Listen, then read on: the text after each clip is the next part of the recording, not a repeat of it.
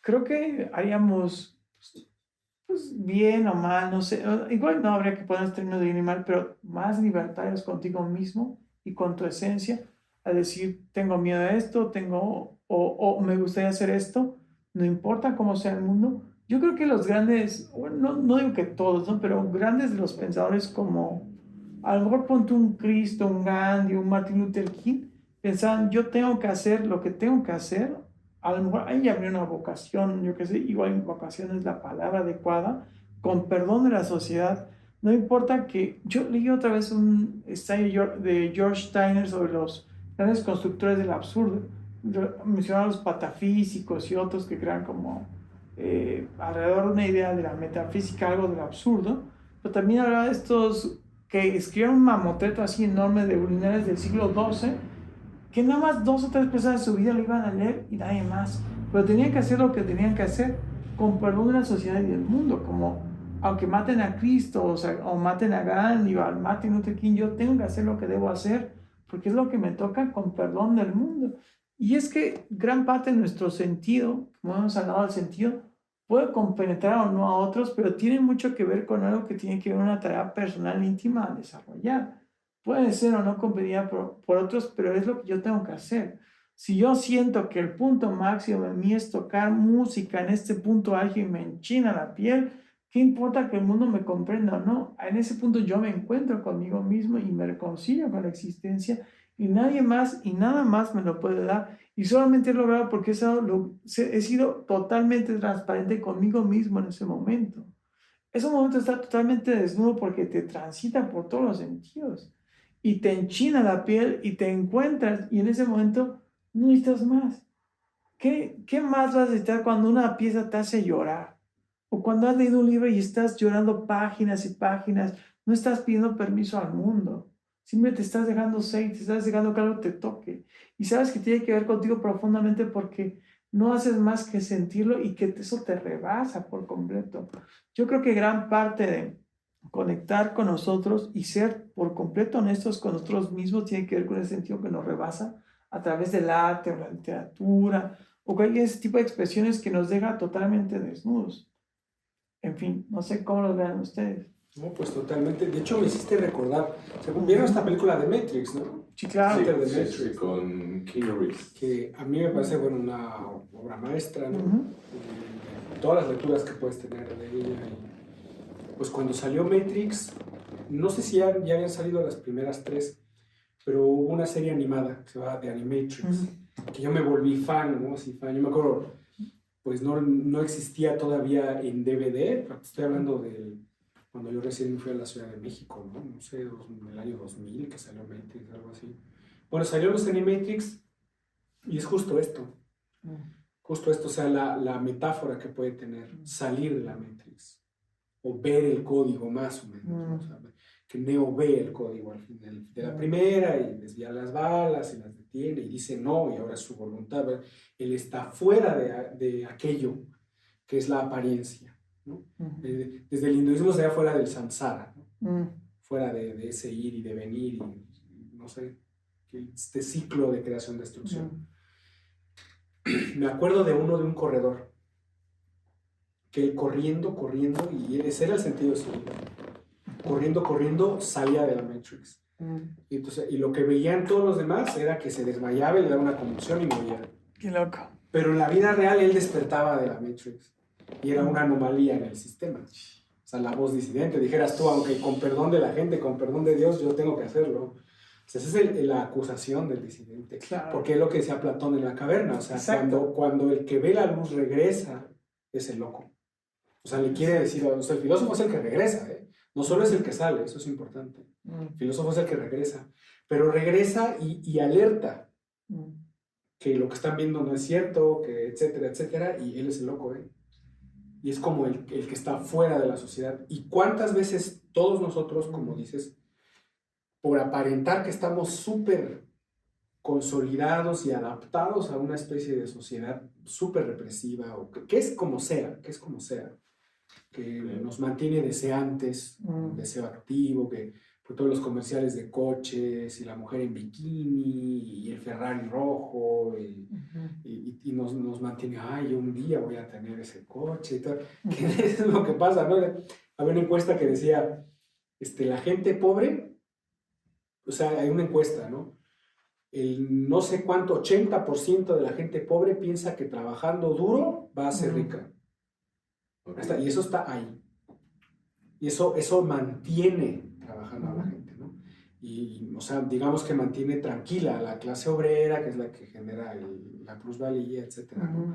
O sea, hay una sociedad, pues, de algún modo controlada por entidades que no comprendemos, el establishment, el complejo militar industrial, anglosajón, vete a saber, que controla el agua, que controla el petróleo, que controla los medios de producción, como muy marxistamente se diría, ¿no? Los medios de producción, esto.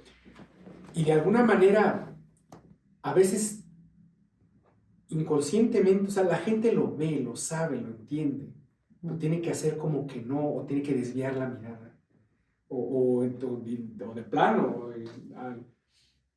inscribirse en estos placebos, ¿no? La bebida, el fútbol, pues tengo mis vacaciones, mi fin de semana y me olvido, pero el lunes es San Lunes y hay que trabajar y ni modo, y miércoles ombligo de semana y viernes el cuerpo lo sabe. Y vamos, o sea, entras en una retórica que está construida con esos significantes. Claro. O sea, yo volteo a ver, o sea, yo desvío la mirada. Y a mí me parece muy interesante esto que dijiste porque ¿cómo encuentro mi voz? ¿Quién soy? O sea, y no es por ser esencialista, no es esto, pero digo, o sea, tú ves las grandes historias de los maestros, de Jesús que se va al desierto, o Buda que se sale, o Zaratustra que se va a la montaña, al bosque, es decir, o sea, es un callar las voces.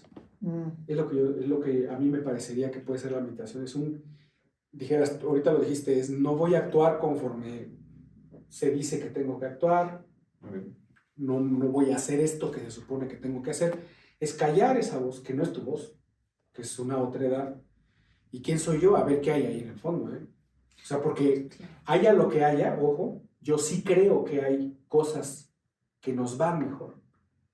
O sea, no porque haya un yo esencial, para nada, sino porque habrá algo que pueda compaginar con un bienestar emocional.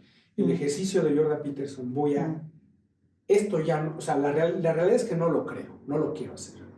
Y yo voy a confrontarlo. Y eso me encanta de los Wachowski, de Matrix, porque la de V de Vendetta es lo mismo.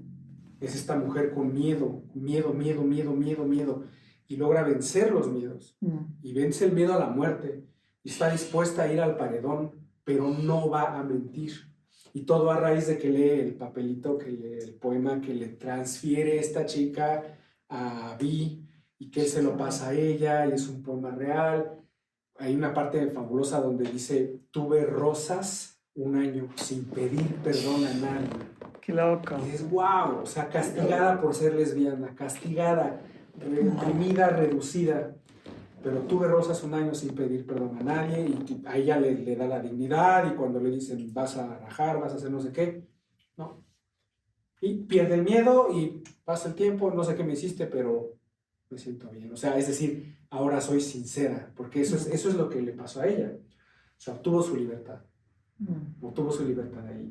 Y libertad es una cosa, a ver, complejísima de definir. Claro. Estoy hablando de libertad en tanto estos términos psicológicos. Claro. No de libertad operativa, ¿no? Para nada. La libertad en tanto a ver. O sea, soy libre de verme, de decir lo que platicábamos, qué quiero, qué no quiero. Y yo creo, cuando ahorita preguntaste lo de la mentira, yo me refiero a ese nivel de mentira. Cuando te mientes así. Cuando te mientes en ese nivel tan desgastante. Y también cuando te eres sincero en ese nivel que te podía desgastar, cuando en ese nivel de profundidad de ti mismo te eres muy sincero, sí creo que hay un proceso de liberación así brutal. Totalmente. Brutal, ¿no?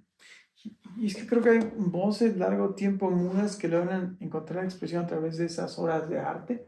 O sea, yo pienso, por ejemplo, Tarkovsky menciona cómo en Esculpir el tiempo, y le llegan unas cartas como una de sus películas, unas que no entiendo ni madres de su película, se me hace una mamada, y así realmente es algo incomprensible, no tiene ni pie ni cabeza. Pero también le llegan unas cartas a unas personas que decían, Desde que llegan las películas he ido a verla todos los días porque jamás me logré haber sentido acompañada por alguien hasta que vi su cine. Y había la historia de un hombre muy humilde, un hombre campesino, que descubrió a través de las películas de Tarkovsky que tenía alma. Y por casos como esos que te encuentras a ti mismo a través de los otros espejos, es que vale la pena, pues no solo el arte, sino estar en esta búsqueda de la sinceridad, ¿no? ¿Qué tan profundo debes encontrar un espejo para encontrar que tú tienes alma? ¿Qué tan hondo debes sentir para encontrar ese espejo? Yo pienso en casos como, por ejemplo, a Nietzsche le volvía loco Luz Salomé, sobre todo con un poema que se llama Oración a la Vida.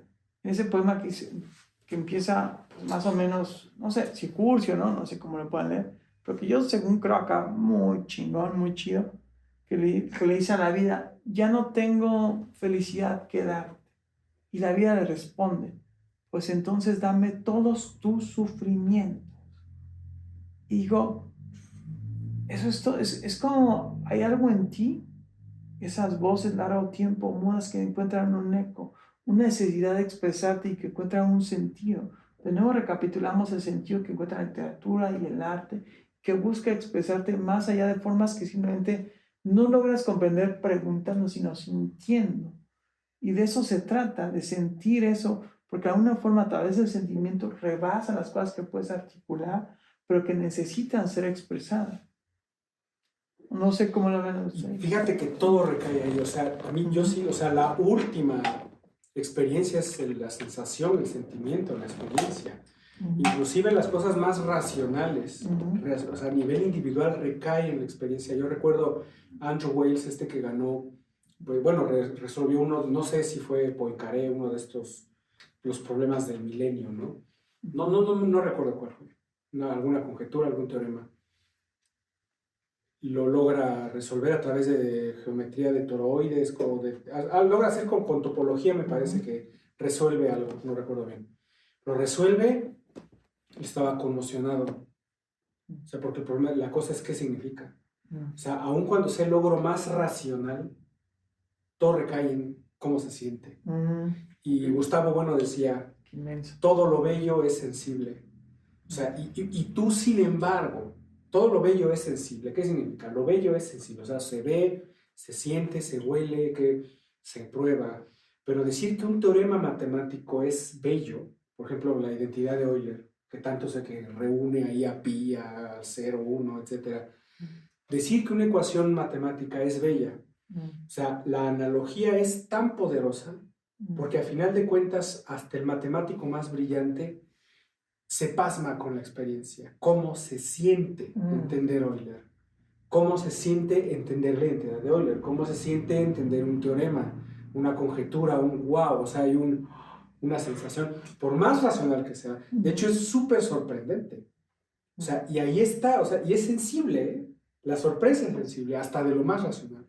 Es decir, lo racional no es que no tenga nada que ver con lo sensible, con la emoción. Todo lo contrario. El eureka famoso de Arquímedes. O sea, es el eureka porque acabo de resolver este problema y se traduce, por más racional que sea, la ecuación que hayas encontrado, se traduce en sensación. Y la comprensión, como se hace, comprender es sentir es comprender. Claro. No puedes escaparte de ahí. Somos entidades vivas, lo que hablábamos de la película de Ex Machina. O sea, la motivación es esa. O sea, por más que tú encuentres la ecuación del infinito y la ecuación, la computadora, lo que decíamos de Steve Jobs, ¿no? O sea, él logró la cúspide de lo que se puede lograr en el mundo del capitalismo, ¿no? O sea, fundar la empresa más valiosa del mundo, bla, bla, bla, revolucionar lo que quieras. Y está postrado en la cama con cáncer de páncreas, de pulmón, y te da los consejos de la abuelita, ¿no? Te da los consejos que te puede decir cualquier Cristo, o sea, es así de, pues, si llamas a alguien, díselo, no dejes que nadie te diga tus sueños, no vivas para complacer a nadie, y dices, wow, o sea, ¿a dónde recae todo esto? O sea, a fin de cuentas, la experiencia de él como sujeto, pues es una entidad viva, es un ser humano. que está hablando y deseando y sintiendo. Totalmente. O sea, por más que uno le busque esta grandilocuencia, pues todo se resume a la experiencia y Claro, tiene que recaer ahí, ¿no? totalmente. O sea, cuando lees un libro, por más, wow, o sea, a fin de cuentas es, entendí. Y en ese entender hay un placer, pero hay una sensación. Y hay un wow, ahora veo las cosas, pero es afectivo, pues. Totalmente, porque como hemos dicho, sentir es comprender y comprender es sentir. Y hay cosas que no las entiendes si no las sientes profundamente. Sí. Es decir, tu capacidad de empatía, es decir, de ponerte en el lugar del otro y sentir al otro, es una capacidad de comprensión también. Eh, es decir, no podrías entender la música si no la sientes, ¿no? Sí. Si no te enchina la piel, si no te muevas hasta las entrañas, no podrías dedicarte a la música. Ni para qué lo quieres hacer. Exactamente, si algo te remueve las entrañas mismas, para qué dedicarse a eso? Es más, es justamente que lo que es decir, comprender el mundo a través de una visión. A mí me gusta por eso mucho Whitman, porque creo que lo que logra hacer Whitman mucho es ponerte en un sentimiento, no sé si de empoderamiento, abrazo, amor, de tal forma que lo que sea que diga, incluso lo terrible, es visto desde un sentimiento de fuerza. Por ejemplo, él dice algo así como, creo que una brisna de hierba no es menos que la jornada de los astros, y que una hormiga es perfecta, y el huevo del zorzal, y que una rana es una obra digna de los señalados, y que una vaca pastando humildemente supera todas las estatuas, que la menor articulación de tu mano supera todas las máquinas. Quédate conmigo este día y esta noche y conocerás el origen de todos los poemas. Que un hombre, por muy humilde que sea su posición, puede llegar a ser un héroe. Que la cosa más frágil puede ser el eje para todo el universo. Que no hay nada más bello que la muerte. Pero cuando llega a ese punto, cuando no hay nada más bello que la muerte, que es en apariencia negativo, dicho del sentimiento de fuerza y poder, el sentimiento te da una indicación de lo que debes entender de eso. Si te lo dicen de la tristeza, no hay nada más bello que la muerte, lo entiendes muy diferente. Pero el sentimiento te pone unas coordenadas tal que te dicta qué debes pensar de la vida. Porque como te sientes es como ves la vida. La vida es lo que sientes en ese momento. Y tratar de ubicarte en un punto de poder o fuerza que te permite abrazar las cosas aparentemente negativas de la vida, te permite poner unas coordenadas tales que puedes abrazar el mundo de una forma distinta. O sea, lo que yo creo que indica la poesía de Whitman es que el punto desde el cual tu sentimiento te está hablando, en este caso de abrazo y engrandecimiento, te permite ver diferente el mundo. Cuando estás bien, todo está maravilloso y magnífico. Porque cuando estás jodido, todo está jodido. Todo te lo lleva a la chingada. Todo depende desde qué emoción y sentimiento quieras ver el mundo. El mundo es tus sentimientos. Por eso no debes nunca enseñar lo que sientes, porque es una comprensión profunda del mundo. Por eso la música es muy taladrante, porque te lleva a sentimientos, a épocas de tu vida, a recuerdos, te sitúa en contextos determinados, a una comprensión del mundo única, o a un éxtasis que te rebasa, es decir, te lleva a partes de ti que a veces desconoces. A veces quieres llorar a través de una música y no sabes ni por qué. Te está arrastrando a partes de tu alma infinita que desconoces a veces, pero que tienen que surgir en su momento dado. Es decir, el sentimiento es una forma de comprender el mundo y te enriquece en esa medida porque descubres cosas que a lo mejor estaban ocultas a tu vista o a la aparente racionalidad del mundo. Porque los que nos fundamentan es profundamente irracional a veces. Uno lo entiende mucho a través de la muerte. Por ejemplo, él tenía a su hijo con meningitis, su hijo de hidrocefalia y estaba cuidando en su despacho, en su cuna lo cuidaba, y mientras lo cuidaba su hijo murió. Él en ese tiempo convidaba y era muy propicio al racionalismo y al ciencismo, pero en el momento en que murió su hijo dijo, no hay ningún referente sentido en la ciencia sobre el sentido de la vida, porque yo acabo de perder a mi hijo y nadie me lo va a poder dar de nuevo y me lo va a revivir. En ese momento dijo, lo que sea que estoy conectado con la vida está más allá de la ciencia. Y es un sentido que no me puede rescatar. Él puso como prototipo ideal y utópico al Quijote, porque el Quijote es aquel que con su locura dice, contra la razón, estos son contra los molinos de viento, estos son gigantes. Pero la voz de la razón desde Sancho Panza dice, son simples molinos, no te hagas locuras. Pero él con su voluntad quiso doblegar el mundo de la razón y dice, estos son gigantes y los voy a vencer. A través de mi propia voluntad voy a torcer al mundo. Por eso, para Unamuno, el hombre vive una gran contradicción entre la razón y las emociones. Y el Quijote tiene que morir cuando recupera la razón al final del libro. Cuando recupera la razón, perece y muere. Y es solamente cuando estaba por completo envuelto en su voluntad que sabe quién es. El Quijote dijo unas palabras muy preñadas de vida. Yo sé quién soy, dijo el Quijote. Y el Quijote sabía, y no importaba el ridículo que sufriera ante el mundo, porque todo el tiempo convencido consigo mismo y vinculado consigo mismo, vencía al mundo todas las veces que necesitaba hacerlo. Venciendo al mundo de la razón, estaba totalmente compelido contra sí mismo. El loco era más sabio porque le hacía caso al corazón y a lo que sentía. ¿Quién puede ir en contra de lo que sientes? Si tú te sientes bien, ¿qué puedes ir al mundo? Si tú estás triste, todo está jodido. No importa que el mundo esté feliz. Todo importa cómo estés en ese momento y cómo te sientas con el mundo. El sentimiento es una convención muy grande de la realidad. Por eso la música te lleva a una convención más grande de ti mismo, porque te lleva a sensaciones y sentimientos dentro de tu alma más raros o más locos o que nunca has experimentado.